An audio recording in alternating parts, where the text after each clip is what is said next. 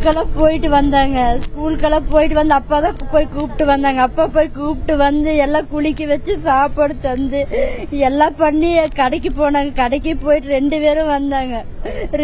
சின்ன குழந்தையும் பெரிய குழந்தை 2 பேரும் வந்து பெரிய குழந்தை வந்து எல்லாம் கடையில வாங்கிட்டு வந்து வெத்தலம்பாக்கெல்லாம் பாட்டி கையில் தந்துட்டு வெளியே வந்தவங்க ஆளே வரலைங்க வீட்டுக்கு. உன்னை யார் என்ன பண்ணாங்கன்னா தெரியலைங்கன்ற பிள்ளைய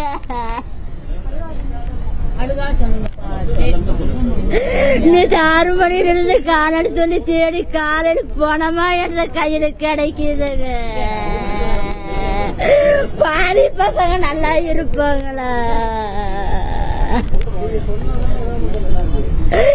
எவனை என்ன பண்ணான்னு சொல்லி தெரியலீங்களே என்று குழந்தை இப்படி பண்ணிட்டாங்க. பச்சை மண்ணைய அதுவும் இருப்பாங்க. அப்ப என்னென்ன பேர் நினைச்சதுன்னே தெரியல. தலையில வந்து பனியன் போட்டு இருந்ததுங்க. உடம்புல ரத்தம். நானே அந்த குழந்தை இப்ப கையால எடுத்தேன். எனக்கு நீதி வேணும் என்ற குழந்தை சாவுக்கு ஏதோ ஒரு தீர்ப்பு வேணுங்க. இந்த குற்றவாளிகள் கைது செய்யப்படும் வரை இந்த குழந்தையின் தாயின் குரல் தந்தி டிவியில் ஒலித்துக் கொண்டிருக்கும்.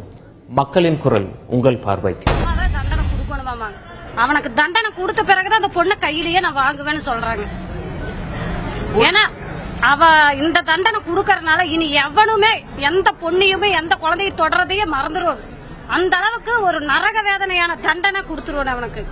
நான் நினைக்கிற தண்டனை என்னன்னா அவனை எண்ணெய் கொப்பரையில போட்டு எடுக்கணும்னு நான் நினைக்கிறேன். ரொம்ப கொடூரமா இருக்கணும். சாக கூடாது. சீக்கிரமா அவன் சாகவே கூடாது. அணுவா அவனை அனுபவிச்சு சாகணும். அவன் அந்த குழந்தை எப்படி துடி துடிச்சு சாகடிச்சனும் அதுக்கு விட அவன் மோசமா செத்துறானு. மரணத்துக்கு தண்டனை மரணம் மட்டுமே. அதை கொண்டு வந்தா மட்டும்தான் இந்த தப்பை வந்து நம்ம தடுக்க முடியும். இல்லாட்டி பண்றது பண்ணிட்டே தான் இருப்பாங்க. 2வது ஒயின் ஷாப்பை வந்து கண்டிப்பா வந்து க்ளோஸ் பண்ணுங்க சார். அதனாலதான் பல குடும்பம் சீரழிஞ்சிட்டு இருக்குது. இந்த சம்பவம் அடிப்படை கூட நேற்று 5 நபர்கள் வந்து தண்ணி அடிச்சுட்டு தான் அந்த குழந்தைய வந்து இந்த மாதிரி பண்ணிருக்காங்க. அது வந்து இதுக்கு முன்னாடி நடந்த சம்பவத்து அடிப்படையில நடு ரோட்ல வைத்து காவல்துறையினர் சுட்டுக் கொண்டார்கள். அதே போல சம்பவத்துக்கு பிறகு 3 வருடங்களாக எந்த ஒரு குழந்தையின் மீது தமிழ்நாடு முழுவதும் எந்த ஒரு பாய்ச்சலும் இது போல காம கொடூர விளையாட்டு நடக்கவில்லை.